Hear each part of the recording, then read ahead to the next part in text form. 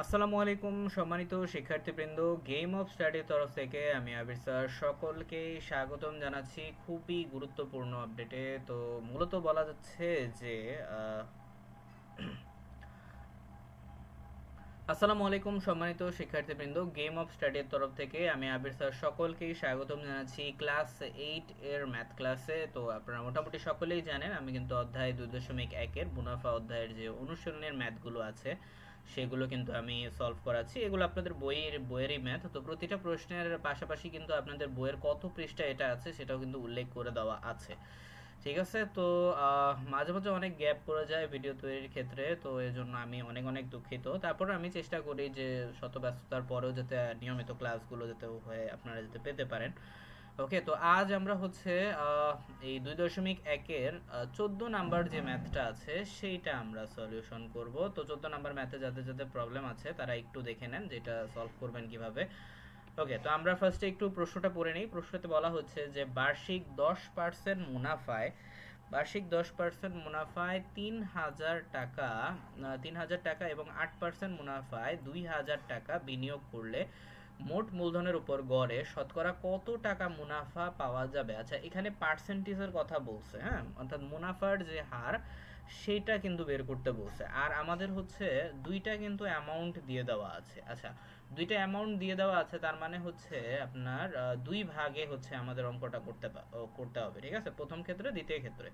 ওকে, আর দুইটা পার্সেন্টেজও কিন্তু এখানে দেওয়া আছে, আপনারা খেয়াল করে দেখতে পাচ্ছেন। হ্যাঁ, ওকে, তো আমরা এই অঙ্কটা কিভাবে সাজিয়ে সুন্দরভাবে করব চলুন দেখে নেওয়া যাক এটার সলিউশনটা। ওকে, তো 14 নাম্বারের সলিউশনটায় আমরা আসতেছি।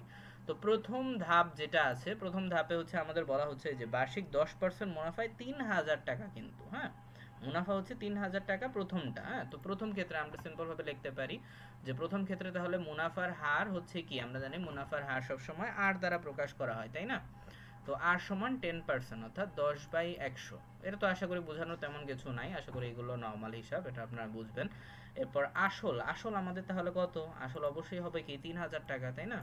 এখন আমাদের মিসিং কোনটা? এখন আমাদের মিসিং হচ্ছে মুনাফার যে এটা সেটা আমাদের মিসিং, কারণ মুনাফার হার অলরেডি দেওয়া আছে, বাট এক্সাক্ট মুনাফাটা আমাদের কি দেওয়া নাই। ওকে, আসলটা অলরেডি আমাদের দেওয়া আছে। তো এখন আমরা আসি যে সময় সময় হচ্ছে আমাদের কত বছর? বার্ষিক যেহেতু বলছে, তার মানে আমরা ধরে নিতে হবে বার্ষিক মানে কি 1 বছর। ঠিক আছে, তো সময় হচ্ছে কি এন, মানে আর কি এন সমান 1 বছর। তো এখন আমরা সূত্রটা হিসাবে জাস্ট কাটাকাটি করলে আমাদের মোটামুটি বেসিক একটা অ্যামাউন্ট কিন্তু বের হয়ে যাবে। অর্থাৎ আমরা জানি তাহলে I equal to P R N, এটা হচ্ছে আমাদের সূত্র। আর আই সমান তাহলে আমাদের যেটা আমরা বের করতেছি সেটা হচ্ছে এই যে মুনাফাটা আমরা বের করব। তো আই ইকুয়াল টু এই যে যেগুলোর মান আর রয়েছে অলরেডি সেগুলো আমরা লিখে দিলাম। তো 3,000 গুণ হচ্ছে 1 গুণন 10/100। ঠিক আছে, এখন যদি আমরা কাটাকাটি করি 100কে 3,000 দিয়ে যদি ভাগ করি তাহলে 30 কিন্তু চলে আসে। তো 30 এবং 10 যদি গুণ করা হয় তাহলে 300 টাকা আসে।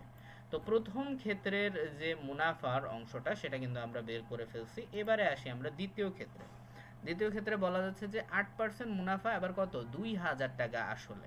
ঠিক আছে, ওকে ফাইন। তো পরবর্তীটাও ঠিক সেম ভাবেই আমরা করব। মুনাফার হার পরবর্তীটায় কত? এই যে দ্বিতীয় ক্ষেত্রে এটা আমরা লিখে দিয়েছি। চাইলে আপনারা প্রথম ধাপ দ্বিতীয় ধাপ এভাবেও লিখতে পারেন, সমস্যা নেই, এটা সম্পূর্ণ আপনাদের উপর, সেক্ষেত্রে অঙ্ক কোনো প্রবলেম হবে না। তো 8%-এর ক্ষেত্রে 8/100, তো এটা হচ্ছে আমাদের পার্সেন্টেজের হিসাব। তো এবার আসল আমাদের কত তাহলে? এই যে 2,000 টাকা। তো এই যে 2,000 টাকাও লিখলাম। এরপর সময় হচ্ছে আমাদের কত? 1 বছর। ঠিক আছে, এখন ঠিক সেম সূত্র দিয়েই আমরা করব, অর্থাৎ I equal to P R N. এখন যেহেতু আমাদের মুনাফাটা বের করতে বলছে, তো মুনাফা হচ্ছে তো আমাদের নাই, তো আই এই পাশে রেখে তো ওই পাশে আমাদের যাই ছিল সেগুলো আমরা লিখলাম। এরপর 100কে যদি 2,000 দ্বারা ভাগ করা হয় বা কাটাকাটি করলে 20 থাকে। তো 20 এবং 8 গুণ করলে থাকে কত? 160। ঠিক আছে, 8 20 160। ওকে, তো আমরা কিন্তু প্রথম ক্ষেত্র এবং দ্বিতীয় ক্ষেত্র দুইটারই কিন্তু মুনাফা কিন্তু পেয়ে গেছি। এইবার আমাদের যেটা বের করতে বলছিল, অর্থাৎ এত টাকা বিনিয়োগ করলে মোট মূলধনের উপর কত শতকরা কত টাকা হারে মুনাফা পাওয়া যাবে, তো এটা আমাদের এখন বের করা যাবে। তাহলে এখন আমরা আসল যেটা আছে সেটা আমরা একটু বের করে ফেলি। তো আসল দুইটা যোগ করলে আমাদের কত আসে? যে আসল প্রথমটা 3,000, পরেরটা হচ্ছে কত? 2,000, তাই না? এখন 3,000 মোট আসল যদি আমরা বের করি তাহলে আমাদের কত আছে? মোট আসল আসে হচ্ছে কত? 5,000 টাকা। 3,000 এবং 2,000, প্রথম ক্ষেত্র 3,000, দ্বিতীয় ক্ষেত্র 2,000, দুইটা আমরা যোগ করে দিলাম, 5,000 টাকা চলে আসবে। আর এরপরে আসতেছে কত, আমাদের যেহেতু মুনাফাটাও আমরা বের করছি, তো মুনাফাও দুইটা হচ্ছে আমরা একসাথে যোগ করে দিব। প্রথমে আমাদের বের হয়েছিল কত স্যার, এই যে দেখেন 300 টাকা বের হয়েছিল প্রথমে, পরবর্তীতে 160, এই যে 300 এবং 160 দুইটা মিলিয়ে কত হচ্ছে 460 টাকা। তো আমরা মুনাফাটাও টোটাল অ্যামাউন্টটা বের করে ফেললাম, আর আসলটাও কিন্তু টোটাল অ্যামাউন্ট বের করে ফেলছি। এইবারে জাস্ট আমাদের তৃতীয় ক্ষেত্র অর্থাৎ ফাইনাল ধাপ, যেটা আমাদের মুনাফার হার যে বের করতে বলছে সেইটা আমরা বের করব এখন। তাহলে চূড়ান্ত আসল তাহলে কত আসে, চূড়ান্ত আসল তাহলে 5000 টাকা আসে। এরপর মুনাফা আমরা টোটাল কত পাইছি, এই যে 460 টাকা। ওকে, আর এই অঙ্কটা একটু স্টেপ বাই স্টেপে কিন্তু করতে হবে, ঠিক আছে, একটু বড় হইতে পারে বাট ইজি আছে কিন্তু। হ্যাঁ, যারা আগের অঙ্কগুলো করেছেন তাদের জন্য এটা ইজি হবে আশা করি। সময় এন সমান কত, 1 বছর, যেহেতু বার্ষিক মুনাফার হার কথা বলা হয়েছে। হ্যাঁ, আর মুনাফার হার হচ্ছে আর সমান, যেটা আমাদের বের করতে হবে। আচ্ছা, এবার I equal to P R N. এখন আই অর্থাৎ মুনাফা আমাদের বের হয়েছে গুলো কত, 460 টাকা, এই যে 460 টাকা। জাস্ট মানগুলো বসাবেন, 5000 গুণন 1 গুণন আর। ওকে, তো এখন আর কে হচ্ছে আমরা এই পাশে নিয়ে আসবো, কারণ মুনাফার হার যেহেতু আমাদের বের করতে বলছে, মুনাফার হার আর দ্বারাই প্রকাশ করা হয়, সমান হচ্ছে যে উপরে 460। এখন গুণ অবস্থায় যেহেতু আছে 460, তো অপোজিটে চলে গেলে অবশ্যই ভাগ হয়ে যাবে, ঠিক আছে। তো 460 5000, ঠিক আছে। এরপর 1 গুণন আর যেহেতু আছে, একের সাথে আর নরমালি 1 গুণ করলে যে সংখ্যার সাথে ওই সেমই থাকে। তো এবার আসেন আমরা একটু কাটাকাটি করি। তো 5000 আর উপরে হচ্ছে 460, তাই না? ওকে, তো এখন আমরা চাইলে এটাকে 10 দিয়ে কাটাকাটি করতে পারি। 5000 কে যদি 10 দ্বারাই করেন তাহলে কিন্তু 500 আসে, ঠিক আছে, 500 10 এ 5000। আর 460 কেও হচ্ছে 10 দ্বারা কাটাকাটি যায় 46 দ্বারা, ঠিক আছে। ওকে, তো এইবার আমরা যে কাজটা করতে পারি সেটা হচ্ছে পরবর্তীতে আমরা হচ্ছে 23 না 12 46, হ্যাঁ, এখন পরবর্তীতে আমরা হচ্ছে 250, ওকে, 250 দ্বারা হচ্ছে 500, হ্যাঁ 250 দ্বারা হচ্ছে 500 দিয়ে হচ্ছে 500 এবং হচ্ছে 46, এটা দ্বারা হচ্ছে কাটাকাটি কিন্তু যায়, ঠিক আছে।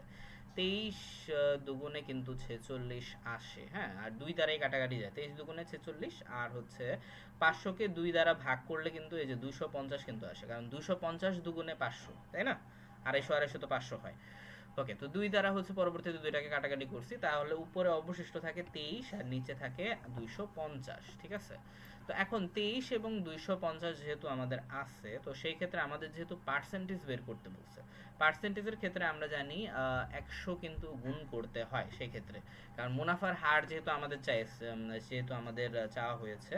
তো আর ইকুয়াল টু আমাদের 23 উপরে নিচে হচ্ছে 250, এরপর গুণন 100/100, এটা অবশ্যই থাকতে হবে, কারণ যেহেতু হচ্ছে মুনাফার হার চেয়েছে। আর যেহেতু এটা দুইটা ধাপ, এখানে অঙ্কটার প্রথম ধাপ এবং দ্বিতীয় ধাপ, তো দুইটাই 100। তো 250 কে হচ্ছে 100, তাহলে হচ্ছে 50 দিয়েই হচ্ছে কাটাকাটি কিন্তু যায়, 50 দুগুণে 100 এবং 5 50 250, ঠিক আছে। এরপর 23 উপরে থাকে, 23 দুগুণে হচ্ছে 46 আর নিচে থাকে 500। এখন 46 এবং 500 যদি আমরা ভাগ করি সিম্পল ভাবে, তাহলে আমাদের এটা চলে আসবে 9.2 আসে। তো এটাই হবে পার্সেন্টেজ, তো এটাই হবে অ্যান্সার। ওকে, তো এই অঙ্কটা অবশ্যই ভালোভাবে প্র্যাকটিস করবেন, তাহলে আশা করি সমস্যা হবে না। এই জায়গায় একটু প্রবলেম হতে পারে, তবে হ্যাঁ আপনারা যদি নিয়মিত প্র্যাকটিস করেন তাহলে আশা করি আর সমস্যা হবে না। ওকে, তো আমরা 14 নম্বর ম্যাথটাও আশা করি সমাধান করতে পারলাম। আর তারপরে যদি কোনো ম্যাথের কোনো অংশে যদি বুঝতে সমস্যা হয় আপনার, তাহলে হচ্ছে অবশ্যই অবশ্যই আমাকে কমেন্ট করে জানাতে পারেন। ইনশাল্লাহ আমি চেষ্টা করবো আপনাদের হচ্ছে প্রবলেমগুলো সলভ করার।